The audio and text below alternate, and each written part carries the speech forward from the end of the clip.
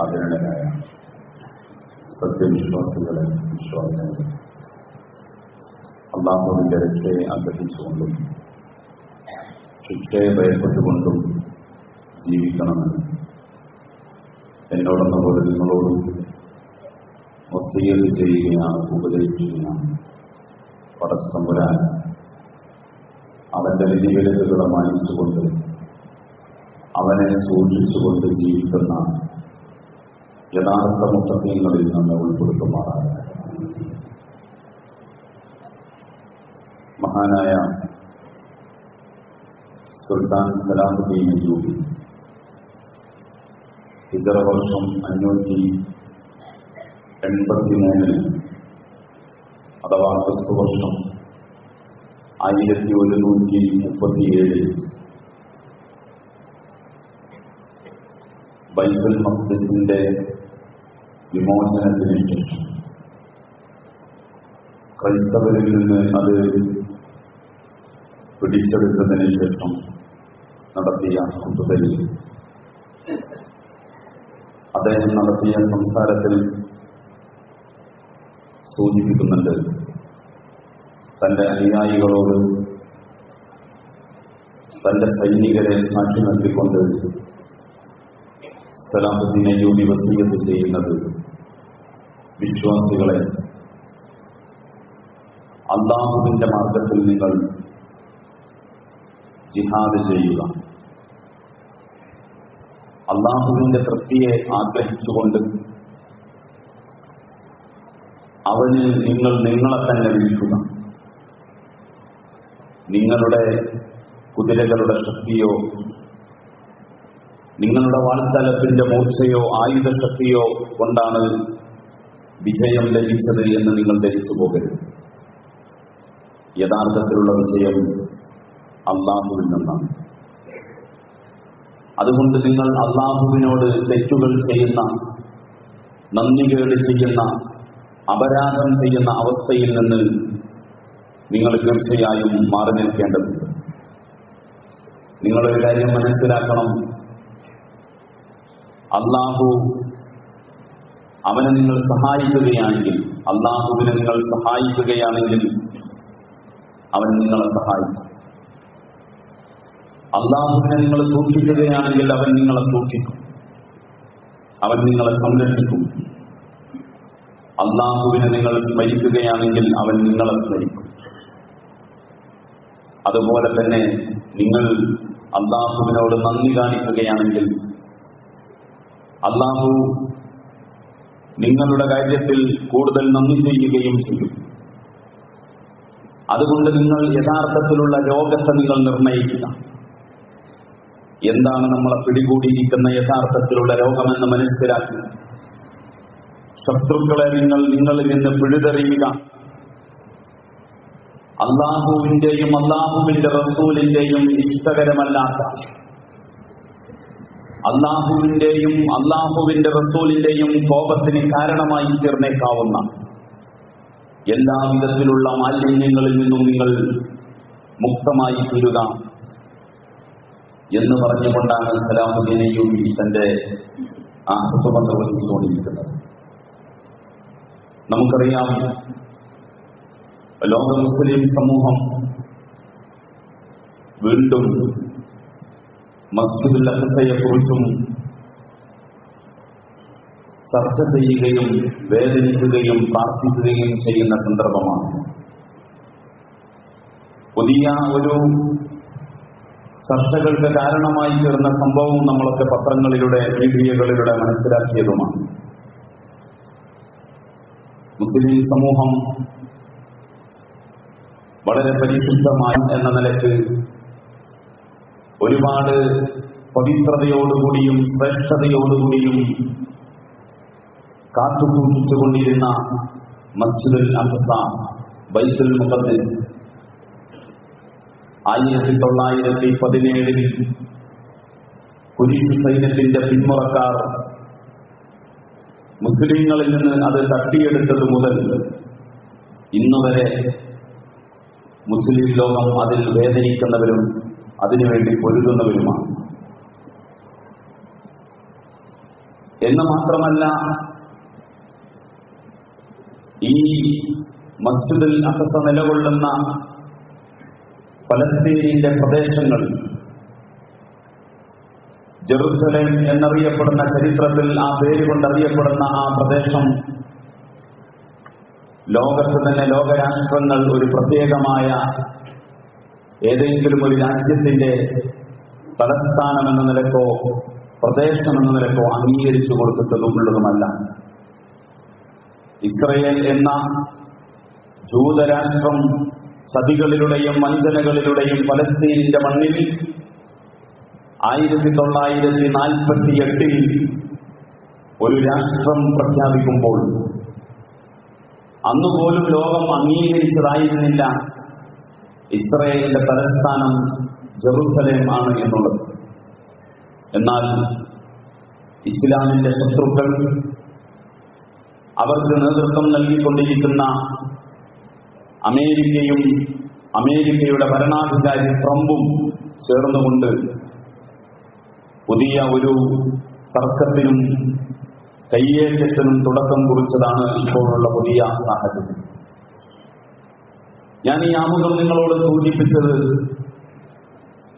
ഫലസ്തീനിന്റെയും ഇസ്രയേലിന്റെയും ജൂത സമൂഹത്തിന്റെയും ചരിത്രം നിങ്ങളോട് ആവർത്തിച്ചു പറയാനല്ല. ഒരുപക്ഷെ ഈ മിമ്പറിൽ നിന്നോ സമാനമായ സന്ദർഭങ്ങളിലോ നമ്മളൊക്കെയും അത് കേട്ടുകൊണ്ടിരിക്കുന്നവരാണ്. മുസ്ലിം സമൂഹത്തെ സംബന്ധിച്ചിടത്തോളം പരിശുദ്ധമായ കഅബ കഴിഞ്ഞാൽ പലതുകൊണ്ടും ധാരാളം പുണ്യങ്ങളും ശ്രേഷ്ഠതകളും ചരിത്രപരമായ പാരമ്പര്യവുമുള്ളതാണ് മസ്ജിദുൽ അഖ്സയും ഫലസ്തീനുമൊക്കെ. ഈ പ്രാധാന്യം കൊണ്ട് തന്നെ നമ്മുടെ വിശുദ്ധമായ ആ ഭവനം ഇസ്ലാമിന്റെ ശത്രുക്കളാൽ മലിനമാക്കപ്പെടുന്നു എന്നുള്ളത് ഓരോ മുസ്ലിമിനെയും വിശ്വാസപരമായിട്ട് തന്നെ വേദനിപ്പിക്കേണ്ട കാര്യങ്ങളാണ്. അതുകൊണ്ട് ഈ വിഷയങ്ങളുമായി ബന്ധപ്പെട്ടുകൊണ്ട് കേൾക്കുമ്പോൾ മുസ്ലിമിന്റെ ഒന്നാമത്തെ ബാധ്യത നമ്മൾ അതിനെക്കുറിച്ച് ചിന്തിക്കണം. മസ്ജിദുൽ അഖ്സയെ കുറിച്ച് നമ്മൾ ചിന്തിക്കുകയും ആലോചിക്കുകയും പഠിക്കുകയും അതിന്റെ വിമോചനത്തിന് വേണ്ടി പ്രാർത്ഥിക്കുകയും ചെയ്യേണ്ടത്. മാത്രമല്ല, ബൈത്തുൽ മുഖദ്ദസിന്റെ വിമോചനം എന്നുള്ളത് മുസ്ലിമായ മുഅ്മിനായ ഏതൊരു മനുഷ്യനും വിശ്വാസപരമായിട്ട് തന്നെ മനസ്സിലാക്കുന്ന കാര്യമാണ്. അതിന്റെ വിമോചനം എന്നുള്ളത് യാഥാർത്ഥ്യമാകും എന്നുള്ളത്. കാരണം അത് അല്ലാഹുവിന്റെ റസൂൽ മുഹമ്മദ് മുസ്തഫ സല്ലല്ലാഹു അലൈഹി വസല്ലം അല്ലാഹുവിൽ നിന്നുള്ള ഒരു വാഗ്ദത്തമായി ലോകത്ത് സംഭവിക്കാനിരിക്കുന്ന ഒരു കാര്യമായി നമ്മളെ പഠിപ്പിച്ചതാണ്. അതുകൊണ്ട് മുസ്ലിം സമൂഹത്തെക്കുറിച്ച് ഇത്തരം സംഭവങ്ങൾ ഉണ്ടാകുമ്പോൾ അത് ചിന്തിക്കുക, പുതിയ തലമുറക്ക് അതിന്റെ ചരിത്രങ്ങൾ പകർന്നു കൊടുക്കുക എന്ന അർത്ഥത്തിൽ അതിനെ ചർച്ച ചെയ്യുക എന്നുള്ളത് ഗുണകരമാണ്, ആവശ്യമായ കാര്യമാണ്. എന്നാൽ അതിനപ്പുറം മസ്ജിദുൽ അഖ്സയെ കുറിച്ചും ഫലസ്തീനിനെ കുറിച്ചുമൊക്കെയുള്ള മുസ്ലിമിന്റെ ചർച്ച ഒരു കരഞ്ഞു തീർക്കലായി പോകാൻ പാടില്ലാത്തതാണ്. മുസ്ലിമിനെ സംബന്ധിച്ചിടത്തോളം ഞാൻ എപ്പോഴും ഖുതുബയിൽ സൂചിപ്പിക്കാറുള്ള ഒരു കാര്യമുണ്ട്. മുസ്ലിമിന്റെ ഒരു ലക്ഷ്യമുണ്ട്. ആ ലക്ഷ്യം അല്ലാഹുവിന്റെ ഖുർആനും സുന്നത്തും നിർണയിച്ചു നൽകിയതാണ്. ദുനിയാവിൽ നിങ്ങൾ അല്ലാഹുവിനെ വഴിപ്പെട്ടുകൊണ്ട് നിങ്ങൾ ജീവിക്കുക, അല്ലാഹുവിനെയും അല്ലാഹുവിന്റെ റസൂലിനെയും അനുസരിച്ചുകൊണ്ട് നിങ്ങൾ ജീവിക്കുക, അല്ലാഹുവിനെയും അല്ലാഹുവിന്റെ റസൂലിനെയും സ്നേഹിച്ചുകൊണ്ട് നിങ്ങൾ ജീവിക്കുക, അല്ലാഹുവിനെ കീഴ്പ്പെട്ടുകൊണ്ടും റസൂലുള്ളാഹി സ്വല്ലല്ലാഹു അലൈഹി വസല്ലമയുടെ സുന്നത്തിനെ ഇത്തിബാ ചെയ്തുകൊണ്ടും ജീവിക്കുക. അതുവഴി അല്ലാഹുവിന്റെ സ്വർഗം എന്നുള്ള, അല്ലാഹുവിന്റെ പ്രീതി എന്നുള്ളതാണ് ഒരു മുസ്ലിമിന്റെ യഥാർത്ഥത്തിലുള്ള ലക്ഷ്യം. ആ ലക്ഷ്യത്തിലേക്ക് എത്തണമെങ്കിൽ ഈ ദുനിയാവിനെ മറന്നുകൊണ്ടുള്ള ഒരു ജീവിതം എനിക്കും നിങ്ങൾക്കും ഉണ്ടാകാൻ പാടില്ല, ദീനത് അനുവദിച്ചിട്ടുമില്ല. അതുകൊണ്ട് ദുനിയാവിൽ അല്ലാഹുവിന്റെ ദീനിന്റെ മാർഗത്തിൽ നിർവഹിക്കേണ്ട കാര്യങ്ങൾ സന്തുലിതമായ സ്വഭാവത്തിൽ, ദീൻ പഠിപ്പിച്ച സ്വഭാവത്തിൽ, നമ്മുടെ ജീവിതത്തിൽ ഉണ്ടാവുക എന്നുള്ളതാണ് നമ്മൾ വളരെ പ്രാധാന്യത്തോടു കൂടി കാണേണ്ടത്. ആ ലക്ഷ്യബോധത്തിൽ നിന്ന് തടയുകയും ആ ലക്ഷ്യബോധത്തിൽ നിന്ന് നമ്മളെ മാറ്റുകയും ദീനിന്റെ ഉപരിപ്ലവമായ പല കാര്യങ്ങളെക്കുറിച്ച് മാത്രം ചർച്ച ചെയ്യുന്ന ഒരു സമൂഹമാക്കി നമ്മളെ മാറ്റുകയും ചെയ്യുക എന്നുള്ളത് ഇസ്ലാമിന്റെ ശത്രുക്കൾ എല്ലാ കാലഘട്ടങ്ങളിലും ശ്രമിച്ചിട്ടുള്ള കാര്യമാണ്. നമുക്കറിയാം, മാസങ്ങളോളം റസൂലുള്ളാഹി സ്വല്ലല്ലാഹു അലൈഹി വസല്ലമയും സഹാബത്തും നമസ്കാരം നിർവഹിച്ചത് മസ്ജിദുൽ അഖ്സയിലേക്ക് തിരിഞ്ഞുകൊണ്ടാണ്. അതിനുശേഷമാണ് അള്ളാഹുവിന്റെ കൽപ്പന പ്രകാരം കഅബയിലേക്ക് തിരിഞ്ഞുകൊണ്ട് നമസ്കരിക്കാൻ തുടങ്ങിയത്. അങ്ങനെ നമസ്കരിക്കുവാനുള്ള അള്ളാഹുവിന്റെ അടുക്കൽ നിന്നുള്ള തീരുമാനം ലഭിച്ചു. നമസ്കാരത്തിൽ തന്നെ അവർ അവരുടെ ഖിബലയെ മാറ്റുകയാണ്. ആ ഖിബല മാറ്റമാണ് ജൂത സമൂഹം ഉൾപ്പെടെയുള്ള ഇസ്ലാമിന്റെ ശത്രുക്കളുടെ പരിഹാസ്യത്തിന് വിധേയമായത്. അവര് പറയുമായിരുന്നു, നിങ്ങൾ ഒരു നിലപാടുമില്ലാത്ത ആളുകളാണ്. രാവിലെ നിങ്ങൾക്ക്, അല്ലെങ്കിൽ ഇതിനു മുമ്പ് നിങ്ങൾ നമസ്കരിച്ചിരുന്ന മസ്ജിദുൽ അഖ്സയിൽ നിന്ന്, കിഴക്ക് നിന്ന് നിങ്ങളിപ്പോൾ പടിഞ്ഞാറിലേക്കാണ് തിരിഞ്ഞുകൊണ്ടിരിക്കുന്നത് എന്ന് പറഞ്ഞുകൊണ്ടവർ പരിഹസിച്ചുകൊണ്ടിരുന്നു.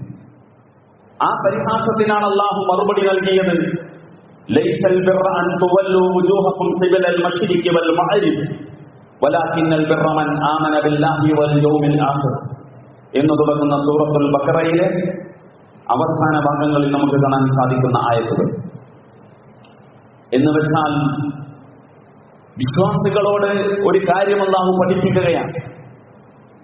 ഒരു കാര്യം വിശ്വാസികളെ പഠിപ്പിക്കുകയും ഇസ്ലാമിന്റെ ശത്രുക്കളെ ബോധ്യപ്പെടുത്തുകയും ചെയ്യുകയാണ്. കൂട്ടരെ, ഇത് നിങ്ങൾ വിചാരിച്ച സമുദായമല്ല. ഇത് നിങ്ങൾ വിചാരിച്ചതുപോലെയുള്ള തൊലിപ്പുറമുകളെയും ഇതിന്റെ ആചാരങ്ങളെയും ചടങ്ങുകളിലും മാത്രം കേന്ദ്രീകരിച്ചുകൊണ്ട് ജീവിച്ചുകൊണ്ടിരിക്കുന്ന ഒരു സമുദായമല്ല. മറിച്ച് ലൈസൽ ബിർറ അൻ തുവല്ലു വുജൂഹകും ഖിബലൽ മശ്രിഖി വൽ മഗ്രിബ്, കിഴക്കോട്ട് തിരിയുക, പടിഞ്ഞാറോട്ട് തിരിയുക എന്നതിലല്ല യഥാർത്ഥത്തിൽ കാര്യം. അതൊക്കെയും ഓരോ കർമ്മങ്ങളുടെയും ബാഹ്യ പ്രകടനങ്ങൾ മാത്രമാണ്.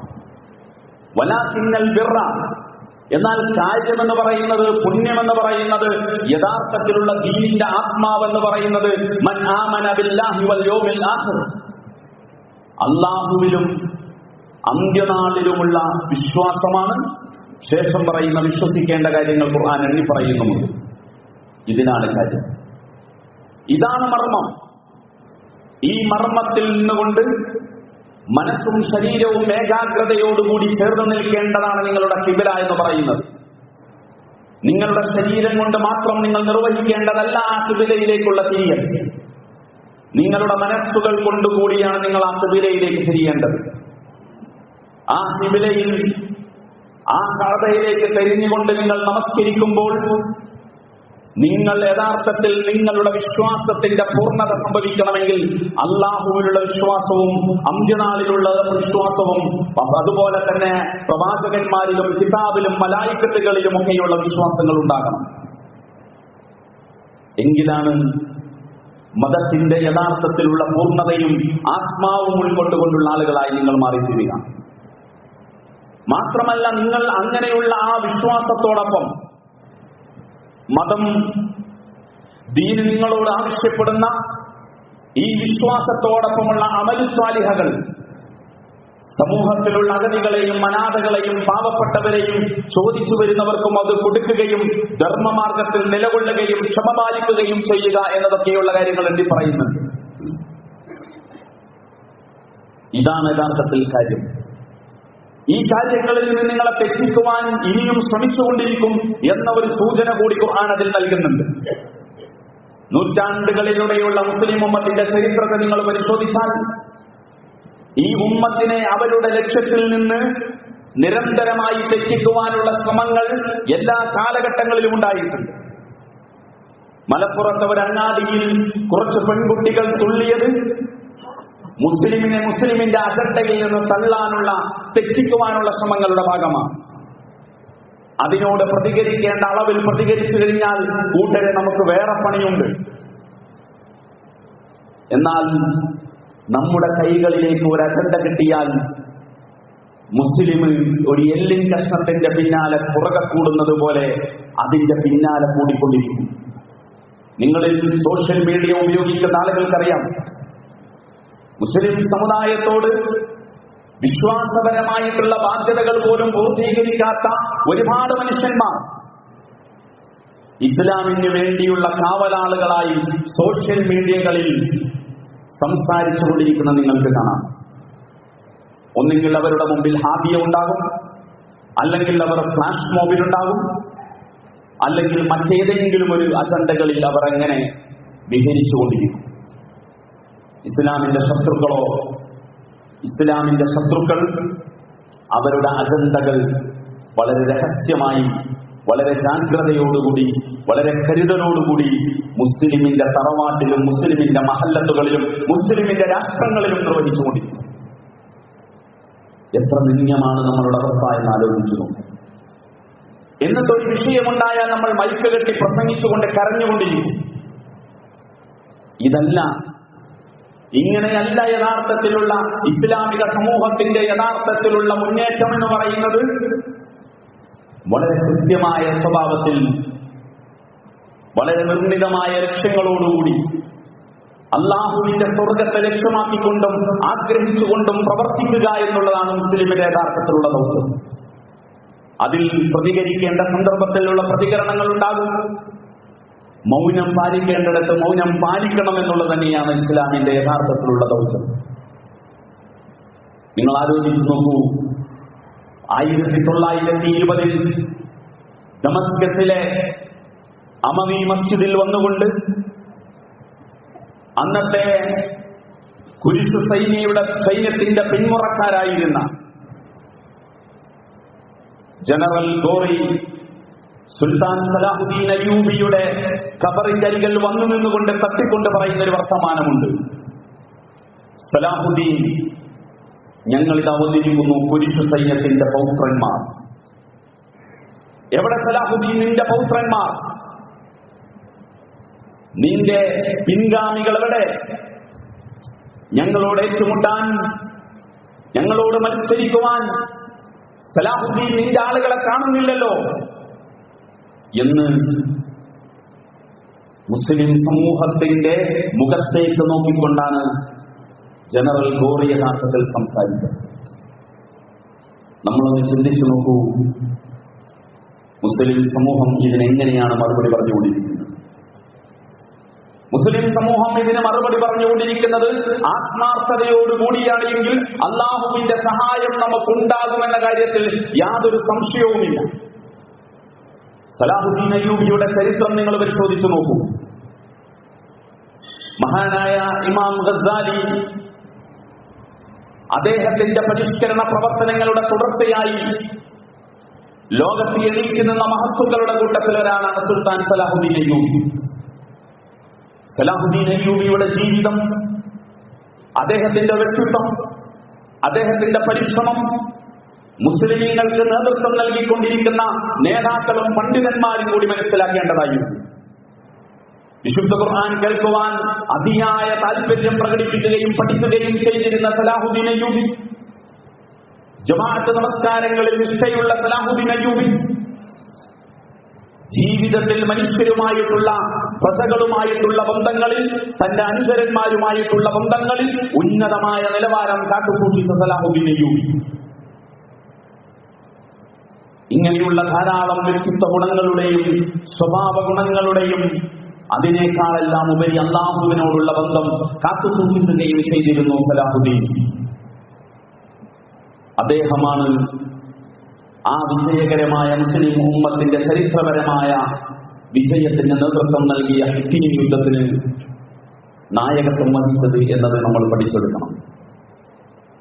എന്നിട്ട് അദ്ദേഹത്തിന്റെ കൂടെയുള്ള സംഘങ്ങളെയും അതേ സ്വഭാവത്തിൽ വളർത്തിയെടുക്കുകയും നന്നാക്കിയെടുക്കുകയും ചെയ്തുകൊണ്ടിരിക്കുന്നു. യുദ്ധത്തിന് ശേഷവും അദ്ദേഹം നടത്തുന്ന ഖുതുബയിൽ മസ്ജിദുൽ അഖ്സയിൽ വെച്ചുകൊണ്ട് അദ്ദേഹം നടത്തുന്ന ആദ്യത്തെ ഖുതുബയിൽ തന്നെ അദ്ദേഹം പ്രഖ്യാപിക്കുന്നതാണ്, എന്റെ സമൂഹമേ, നിങ്ങൾ വിശ്വസിച്ചു പോകരുത്.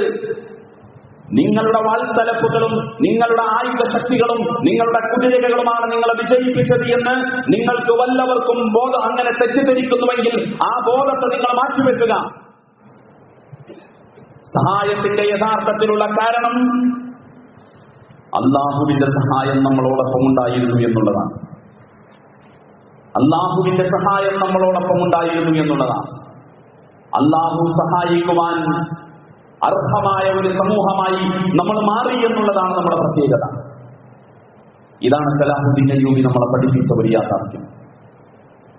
വിശുദ്ധ ഖുർആനും തിരുസുന്നത്തും നമ്മളെ ഓർമ്മപ്പെടുത്തുന്നു, നിങ്ങളിൽ അല്ലാഹുവിന്റെ സഹായം ലഭിക്കണമെന്നുണ്ടെങ്കിൽ നിങ്ങൾക്കുണ്ടായിരിക്കേണ്ട യോഗ്യത എന്താണ് എന്ന് ഖുർആൻ കൃത്യമായി നമ്മളെ പഠിപ്പിച്ചിട്ടുണ്ട്.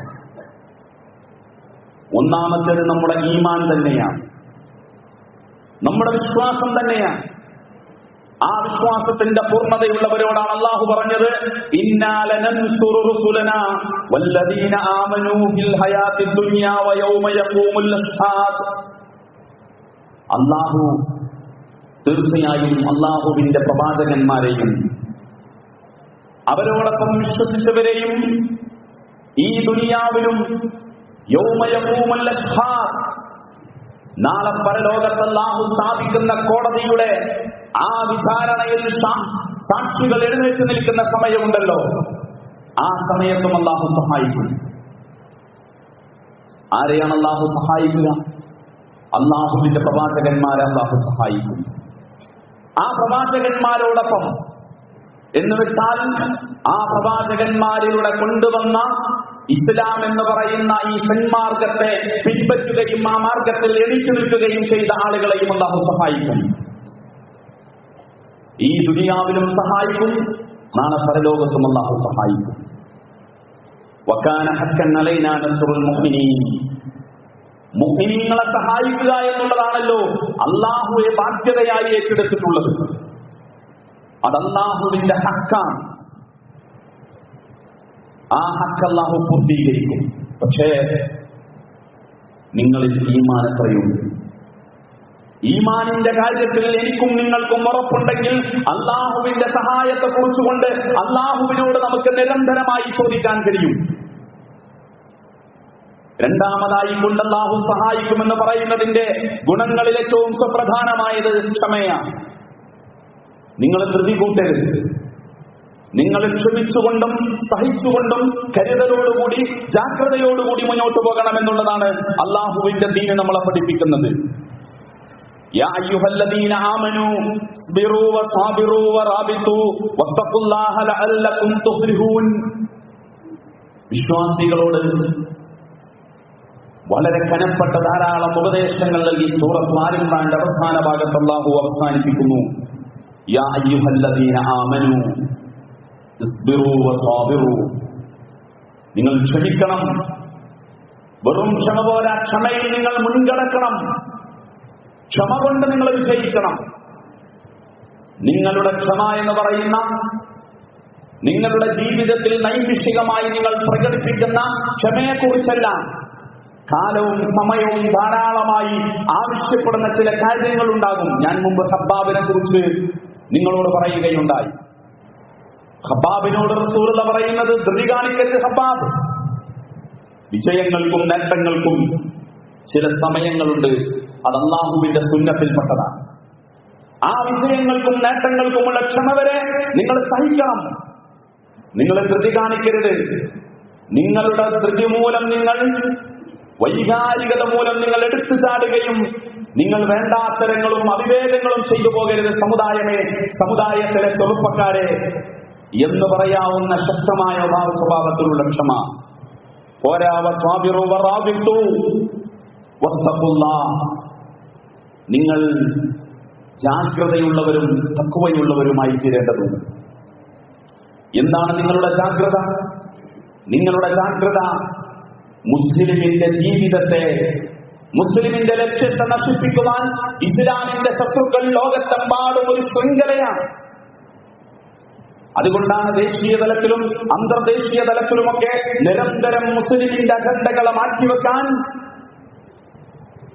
നമ്മളുടെ മുമ്പിലേക്ക് എല്ലിൻ കഷ്ണങ്ങൾ വലിച്ചിട്ടുകൊണ്ടിരിക്കുന്നത്. അല്ലേ? ഓരോ വിഷയങ്ങൾ ഉണ്ടാകുമ്പോഴും നമ്മൾ വൈകാരികത കൊള്ളും. നമ്മൾ തന്നെ പറയും, ഇങ്ങനെയൊന്നും പോയാൽ പോരാ, ഒന്ന് ഈമാനൊക്കെ കൊണ്ട് മുന്നോട്ട് പോകണം. അടുത്ത ആഴ്ചയോ ആ ഈമാനില്ല. സെമിനാറുകൾ നടക്കും, ചർച്ചകൾ നടക്കും, ഓപ്പൺ ഫോറങ്ങൾ നടക്കും. എന്നിട്ട് ഈ സമുദായത്തിന് എന്ത് കിട്ടി സഹോദര? പതിറ്റാണ്ടുകളുടെ ഈ കരഞ്ഞു തീർക്കൽ കൊണ്ടല്ലാതെ ഈ സമുദായം എവിടെയാണ് എത്തിയത്? മുസ്ലിമിന്റെ ജീവിതത്തിൽ ഈമാനികമായി എന്ത് വളർച്ചയുണ്ടായി? ഗൾഫ് സമ്പത്തിന്റെ പണക്കൊഴുപ്പിൽ വളർന്നു വന്ന സൗകര്യങ്ങളും പള്ളികളും സംവിധാനങ്ങളും അല്ലാതെ ഈ ഉമ്മത്തിന്റെ ആരോഗ്യകരമായ ശരീരത്തിലെ ആത്മാവിൽ എന്താണ് മാറ്റങ്ങൾ ഉണ്ടായത്? മുസ്ലിമിന്റെ കുടുംബത്തിലെ ചെറുപ്പക്കാരൻ കുറച്ചുകൂടി സുമുഖിയായി എന്നതാണോ? അവന്റെ ഉള്ളിൽ എത്ര ഈമാനുണ്ടെന്നും അവന്റെ ഈമാനിനെ ശക്തിപ്പെടുത്തിക്കൊണ്ട് ഈ സമുദായത്തെ നയിക്കുവാനും ഈ സമുദായത്തിനോടൊപ്പം ചേർന്ന് നിൽക്കുവാനുമുള്ള ഈമാനികമായ കരുത്ത് മുസ്ലിമിന്റെ ചെറുപ്പക്കാരന്റെ വീട്ടിലുണ്ടായി എന്ന് നമുക്ക് അഭിമാനിക്കാൻ കഴിയുമോ? ലോട്ടറിയും ചൂതാട്ടവും നടന്നിരുന്ന സമുദായം ഇന്ന് 13ഉം 12ാമത്തെ വയസ്സിലും കള്ളുകുടിയന്മാരും മദ്യപാന്മാരും അതുപോലെ തന്നെ ലഹരിയുടെയും കഞ്ചാവിന്റെയും ഹഷീഷിന്റെയും ഒക്കെ അടിമകളായി മാറി എന്നതാണോ ഈ സമുദായത്തിന്റെ ഏറ്റവും വലിയ നേട്ടമെന്ന് പറയുന്നത്? മുസ്ലിമിന് ഒരു പള്ളിയുണ്ടായിരുന്നു. ആ പള്ളിയിൽ എല്ലാവരും വളരെ സന്തോഷത്തോടുകൂടി ഐക്യത്തോടുകൂടി ഉണ്ടായിരുന്നതിൽ നിന്ന് പരസ്പരം തമ്മിലെടുക്കാൻ വേദിയുണ്ടാക്കുകയും സംഘടനകൾ ഉണ്ടാക്കി എന്നതാണോ നമ്മുടെ നേട്ടം? എങ്ങനെയാണ് ഈ സമുദായത്തെക്കുറിച്ച് നമ്മൾ അഭിമാനപൂർവ്വം പറയുക? നമ്മൾ ജാഗ്രതയുള്ളവരാണ് എന്ന്, നമ്മൾ തഖ്വയുള്ളവരാണ് എന്നുള്ളത്. അല്ലേ? ശുദ്ധ ഖുർആൻ പറഞ്ഞതുപോലെ നിങ്ങളുടെ ബാഹ്യമായ ആചാരങ്ങളിലല്ല കാര്യം. നിങ്ങൾക്ക് താടിയുണ്ടോ, തലപ്പാവുണ്ടോ, നിങ്ങൾക്ക് ഇസ്ലാമിന്റെ വേഷങ്ങളുണ്ടോ, നിങ്ങളുടെ വീടിന്റെ മുകളിൽ നിങ്ങൾ മനോഹരമായി വിശുദ്ധ ഖുർആനിന്റെ വചനങ്ങൾ എഴുതി വെച്ചിരിക്കുന്നോ എന്നതിലല്ല കാര്യം. മുസ്ലിമിന്റെ വീട്ടിൽ നിന്ന് വളർന്നു വരുന്ന മകന്റെയും മകളുടെയും മുകളിൽ കേട്ടാൽ വളരെയധികം ആകർഷണീയത തോന്നുന്ന ഇസ്ലാമിന്റെ പേരുണ്ടായി എന്നതിലല്ല കാര്യം. അവനവന്റെ ക്യാമ്പസുകളിൽ ചെന്നാൽ, അവൻ മാർക്കറ്റിൽ ചെന്നാൽ അവന്റെയും അവളുടെയും പെരുമാറ്റത്തിൽ ജീനുണ്ടോ എന്നുള്ളതിലാണ് സുപ്രധാനമായ കാര്യം. അതുകൊണ്ട് നിങ്ങൾ ക്ഷമിച്ചുകൊണ്ട് മുന്നേറാം, എങ്കിൽ നിങ്ങൾക്ക് അല്ലാഹുവിന്റെ സഹായം ലഭിക്കും. മൂന്നാമതായി അല്ലാഹു പഠിപ്പിച്ചു, നിങ്ങൾ അല്ലാഹുവിനെ സഹായിക്കണം. എങ്ങനെയാണ് നിങ്ങൾ അല്ലാഹുവിനെ സഹായിക്കേണ്ടത്? അല്ലാഹുവിനെ നിങ്ങൾ സഹായിക്കേണ്ടത് അവന്റെ ദീനിനെ സഹായിച്ചുകൊണ്ടാണ്. ദീൻ അപകടത്തിൽപ്പെടുമ്പോഴും ദീൻ അപമാനിക്കപ്പെടുമ്പോഴും അവിടെ നിങ്ങളുണ്ടായോ എന്നതാണ് അല്ലാഹുവിന്റെ സഹായത്തിന്റെ, അല്ലാഹുവിനെ നിങ്ങൾ സഹായിക്കുന്നു എന്നതിന്റെ കാരണം. യാ അയ്യുഹല്ലദീന ആമനൂ ഇൻ തൻസുറുല്ലാഹ യൻസുറുക്കും വയസബ്ബിത് അഖ്ദാമക്കും. നമ്മളെപ്പോഴും കേൾക്കുന്നതാണ്, വിശ്വാസികളെ നിങ്ങൾ അല്ലാഹുവിനെ സഹായിക്കുക, എങ്കിൽ യൻസുറുക്കും, അല്ലാഹു നിങ്ങളെ സഹായിക്കും. വയസബ്ബിത് അഖ്ദാമക്കും, അവൻ ഒരു ചാഞ്ചാല്യവുമില്ലാതെ, ഒരാട്ടവുമില്ലാതെ, ഒരു പതർച്ചയുമില്ലാതെ നിങ്ങളെ ഉറപ്പിച്ചു നിർത്തും. മരിക്കുവോളം നിങ്ങളെ അല്ലാഹുവിന്റെ മാർഗത്തിൽ ഉറപ്പിച്ചു നിർത്തും. നമ്മൾ അല്ലാഹുവിനെ സഹായിക്കുന്നുണ്ടോ? വലയൻസുറന്നല്ലാഹു മയ്യൻസുറുഹു ഇന്നല്ലാഹ ലഖവിയ്യുൻ അസീസ്. അവിടെയും അല്ലാഹു പറയുന്നു, അല്ലാഹനെ സഹായിച്ചാൽ അല്ലാഹു നിങ്ങളെ സഹായിക്കും. അല്ലാഹനെ സഹായിക്കുക എന്ന് പറഞ്ഞാൽ അവന്റെ ദീനിന്റെ മാർഗത്തിൽ എഴുന്നേറ്റ് നിൽക്കുക എന്നുള്ളത്. നെഞ്ചിൽ കൈവച്ചുകൊണ്ട് നമ്മൾ ഓരോരുത്തരും ചോദിക്കുക, അല്ലാഹുവിന്റെ ദീനിൽ ഞാൻ ഇത്രയും കാലമായിട്ട് എന്തു നൽകി? ഈ ഹിദായത്തിന്റെ ഈ സന്മാർഗത്തെ എന്റെ ജീവിതത്തിലും എന്റെ കുടുംബത്തിന്റെ ജീവിതത്തിലും വളർത്തിക്കൊണ്ടുവരുന്നതിൽ, എന്റെ നാട്ടിലും എന്റെ പ്രദേശത്തും അല്ലാഹുവിന്റെ ദീനിനെ സഹായിക്കാൻ അതിന്റെ ഇസ്ലാമിന്റെയും ദഅവത്തിന്റെയും മാർഗത്തിൽ നമ്മൾ എന്തു നൽകി? ഇസ്ലാമിന്റെ സുന്ദരമായ മുഖം ലോകത്ത് വികൃതമാക്കപ്പെടുമ്പോൾ അതിനെ പ്രതിരോധിക്കുന്ന ഏറ്റവും ഇസ്ലാമികമായ സ്വഭാവത്തിലുള്ള കാര്യങ്ങളിൽ എന്റെ പങ്കെന്തായിരുന്നു? മുസ്ലിം ചിന്തിക്കുക. അവിടെയാണ് അല്ലാഹുവിന്റെ സഹായം ഉണ്ടാവുക എന്നുള്ളതാണ് മൂന്നാമതായി നമ്മൾ ഓർക്കേണ്ടത്. നാലാമതായി മുസ്ലിം സമൂഹത്തോട് അള്ളാഹുവിന്റെ ഖുർആൻ സഹായത്തിന്റെ അടിസ്ഥാനമായി പറഞ്ഞു വെച്ച കാരണം നിങ്ങൾക്ക് സജ്ജീകരണങ്ങൾ ഉണ്ടാകണം, നിങ്ങൾക്ക് ഒരുക്കമുണ്ടാകണം. وَأَعِدُّوا لَهُم مَّا اسْتَطَعْتُم مِّن قُوَّةٍ وَمِن رِّبَاطِ الْخَيْلِ تُرْهِبُونَ بِهِ عَدُوَّ اللَّهِ وَعَدُوَّكُمْ وَآخَرِينَ مِن دُونِهِمْ لَا تَعْلَمُونَهُمُ اللَّهُ يَعْلَمُهُمْ. അല്ലാഹുവിന്റെ ഖുർആൻ നമ്മളെ ഓർമ്മപ്പെടുത്തുകയാണ്. وَأَعِدُّوا لَهُم مَّا اسْتَطَعْتُم مِّن قُوَّةٍ. നിങ്ങൾ ഒരുങ്ങുക, നിങ്ങളെ കൊണ്ട് സാധിക്കുന്ന സ്വഭാവത്തിൽ നിങ്ങൾ ഒഴുങ്ങുകയും നിങ്ങൾ അള്ളാഹുവിന്റെ ശത്രുക്കൾക്കെതിരെയും നിങ്ങളുടെ ശത്രുക്കൾക്കെതിരെയുമുള്ള സജ്ജീകരണങ്ങൾ, കുതിരകളെയും സന്നാഹങ്ങളെയും ആയുധങ്ങളെയും നിങ്ങൾ ഒരുക്കി നിർത്തുക എന്ന് വെച്ചാൽ ആ ആയത്തിനെ മാത്രം ദുർവ്യാഖ്യാനം ചെയ്തുകൊണ്ട് മുസ്ലിം സമുദായത്തിൽ തീവ്രവാദ സ്വഭാവമുള്ള പല പ്രവർത്തനങ്ങളും പല സന്ദർഭങ്ങളിലും നടക്കുകയുണ്ടായി. ഈ ആയത്തിന്റെ വിശദീകരണം മുഫസ്സിറുകൾ നമ്മളോട് പഠിപ്പിച്ചു തരുന്നത് എല്ലാ അർത്ഥത്തിലുമുള്ള ഒരുക്കം എന്നുള്ളതാണ്. ഭൗതികമായ എല്ലാ സന്നാഹങ്ങളും. ഒരു ഘട്ടത്തിൽ നിങ്ങൾക്ക് ആയുധങ്ങൾ ഉണ്ടാകേണ്ടതുണ്ടോ എങ്കിൽ ആയുധങ്ങളും ഇതിലൂടെ ഉൾപ്പെടേണ്ടതാണ്. പക്ഷേ സന്ദർഭവും സാഹചര്യത്തെയും പരിഗണിച്ചുകൊണ്ടായിരിക്കണം നിങ്ങൾ ഒരുങ്ങേണ്ടത്. വൈജ്ഞാനികമായി നിങ്ങൾ ഒരുങ്ങണം. ശാരീരിക ക്ഷമത കൊണ്ട് നിങ്ങൾ ഒരുങ്ങണം. നിയമപരമായ അറിവുകൾ കൊണ്ടും പോരാട്ടങ്ങൾ കൊണ്ടും നിങ്ങൾ ശക്തിപ്പെടണമോ അങ്ങനെ നിങ്ങൾ ശക്തിപ്പെടണം. എല്ലാ തലങ്ങളിലുമുള്ള ടെക്നോളജി കൊണ്ടും സയൻസ് കൊണ്ടും നിങ്ങൾ ഒരുങ്ങണം. കാർഷികമായ അഭിവൃദ്ധി കൊണ്ട് നിങ്ങൾ ഒരുങ്ങണം. തമിഴ്നാട്ടിൽ നിന്ന് പച്ചക്കറി ലോറി വരാതിരുന്നാൽ തകർന്നു പോകരുന്നതാകരുത് മലപ്പുറം ജില്ലയിലെ മുസ്ലിമിന്റെ ജീവിതം. മുസ്ലിമിന്റെ ഏക്കർ കണക്കിന് പരന്നു കിടക്കുന്ന ഭൂമികളിൽ സ്വന്തമായ കൃഷിയും സംവിധാനങ്ങളും ഉണ്ടാകണം. അങ്ങനെയുള്ള ഒരു ഒരുക്കം സമുദായത്തിന്റെ നേതൃത്വം പലപ്പോഴും ആ ഫലങ്ങളിലേക്ക് ചിന്തിക്കാറില്ല എന്നുള്ളതാണ് ഏറ്റവും ദയനീയമായ നമ്മുടെ അനുഭവം. അഞ്ചാമതായി കൊണ്ട് മുസ്ലിമിന്റെ ജീവിതത്തിൽ ദീൻ നമ്മളോട് ഓർമ്മപ്പെടുത്തുന്നു, നിങ്ങൾക്ക് ഐക്യമുണ്ടാകണം. വഅതിഉല്ലാഹ വറസൂലഹു വലാ തനാസഉ ഫതഫ്ശലു വതദ്ഹബ റീഹുകും വസ്ബിറൂ ഇന്നല്ലാഹ മഅസ്സാബിരീൻ. വഅതിഉല്ലാഹ വറസൂലഹു, നിങ്ങൾ അല്ലാഹുവിനെയും റസൂലിനെയും നിങ്ങൾ അനുസരിക്കുക. വലാ തനാസഉ, നിങ്ങൾ കലഹിക്കരുത്. ഫതഫ്ശലു, നിങ്ങൾ ദുർബലന്മാരായി പോകരുത്. വതദ്ഹബ റീഹുകും, അങ്ങനെ സംഭവിച്ചാൽ നിങ്ങളുടെ കാറ്റുപോയി കളയും. വസ്ബിറൂ ഇന്നല്ലാഹ മഅസ്സാബിരീൻ. എന്നാൽ ഇന്ന് മുസ്ലിം ഉമ്മത്തിനെ വെച്ച് നിങ്ങൾ ചിന്തിച്ചു നോക്കൂ, എവിടെ നമ്മൾ തർക്കിക്കാതിരിക്കുന്നു? ഇസ്ലാമിനെ കുറിച്ച് ആർക്കെങ്കിലും മറുപടി കൊടുക്കേണ്ടി വരുന്ന സന്ദർഭങ്ങളിൽ പോലും നമ്മൾ തർക്കിക്കുകയാണ്. ഒറ്റക്കെട്ടായ മുസ്ലിമീങ്ങൾ ഇസ്ലാമിന് വേണ്ടി ഒരു മറുപടി കൊടുക്കേണ്ടി വരുന്ന സ്ഥലങ്ങളിൽ പോലും ഈ ഉമ്മത്ത് തർക്കിച്ചുകൊണ്ടിരിക്കുകയാണ്, അല്ലേ? ഏറ്റവും ഈ 5 കാര്യങ്ങൾ മുന്നിൽ വരിച്ചുകൊണ്ട് നമ്മളെ നടന്നു നോക്കൂ. എന്തിന്റെ പേരിലൊക്കെയാണ് നമ്മൾ വിഘടിച്ചു നിന്നുകൊണ്ടിരിക്കുന്നത്? നമ്മൾക്കിടയിൽ പ്രശ്നങ്ങളുണ്ട്. അഖീദാപരമായ വീഴ്ചകൾ സംഭവിക്കുന്ന ആളുകൾ മുതൽ ചെറുതും വലുതുമായ പിഴവുകൾ ഉള്ളവർ വരെ ഈ സമൂഹത്തിനകത്തുണ്ട്. എന്നാൽ അതിനോടൊക്കെ എങ്ങനെ സമീപനം സ്വീകരിക്കണം, ഏത് രീതിയിൽ അതിനെ കൈകാര്യം ചെയ്യണമെന്നുള്ളത് വളരെ കൃത്യമായി പഠിപ്പിച്ചു തന്നതാണ് ഈ ദീനി പ്രമാണങ്ങൾ, ഇതിന്റെ ചരിത്രം എന്ന് നമുക്കറിയാം.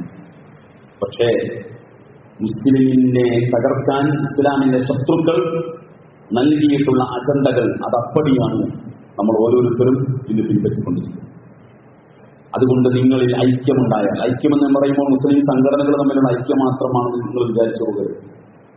നമ്മളുടെ തന്നെ ഉള്ളിൽ പ്രശ്നങ്ങളാണ്. പലപ്പോഴും നിങ്ങൾ ആലോചിച്ച് നോക്കി, കുടുംബങ്ങൾ തമ്മിലുള്ള പ്രശ്നങ്ങൾ ചിലപ്പോൾ സംഘടനാ പ്രശ്നങ്ങളായി മാറും. ഒരു നാട്ടിലെ 2 സമൂഹങ്ങൾ അല്ലെങ്കിൽ 2 ഗോത്രങ്ങൾ, തറവാടുകൾ തമ്മിലുള്ള തർക്കം അത് സംഘടനാ പ്രശ്നങ്ങളായി മാറും. 2 വ്യക്തികൾ തമ്മിലുള്ള പ്രശ്നങ്ങൾ 2 സ്ഥാപനങ്ങളായി മാറും. സ്ഥാപനങ്ങൾ പിളരും, അല്ലേ?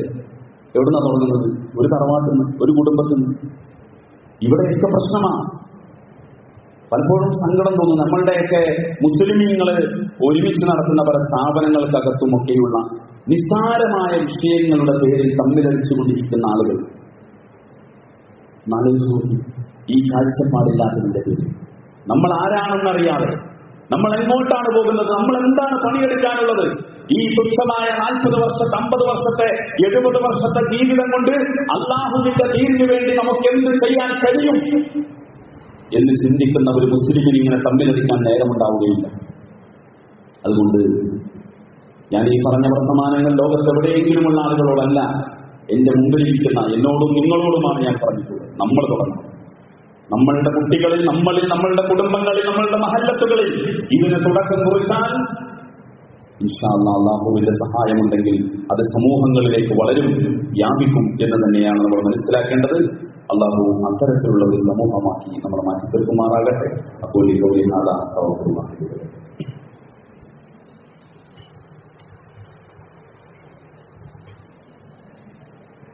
അൽഹംദുലില്ലാഹ് വസ്സലാത്തു വസ്സലാമു അലാ റസൂലിൽ അമീൻ വഅലാ ആലിഹി വസഹ്ബിഹി അജ്മഈൻ. ലാ ഹൗല വലാ ഖുവത ഇല്ലാ ബില്ലാഹിൽ അലിയ്യിൽ അയ്യുഹന്നാസ് ഉസീകും നഫ്സി അലൈഹി തഖ്വല്ലാഹ്. അല്ലാഹുവിനെ സൂക്ഷിച്ച് ജീവിക്കണമെന്ന് ഒരിക്കൽ കൂടി നിങ്ങളോട് വസിയത്ത് ചെയ്യുകയാണ്, ഉപദേശിക്കുകയാണ്. പരസ്പരം അതിൽ നമ്മൾ കേൾക്കുമാറാകട്ടെ. വിശ്വാസികളെ സംബന്ധിച്ചിടത്തോളം നിലവിലുള്ള സംഭവങ്ങൾ, സാഹചര്യങ്ങൾ നമ്മളെയൊക്കെ വേദനിപ്പിക്കുന്ന, പ്രയാസപ്പെടുത്തുന്ന കാര്യങ്ങളാണ്.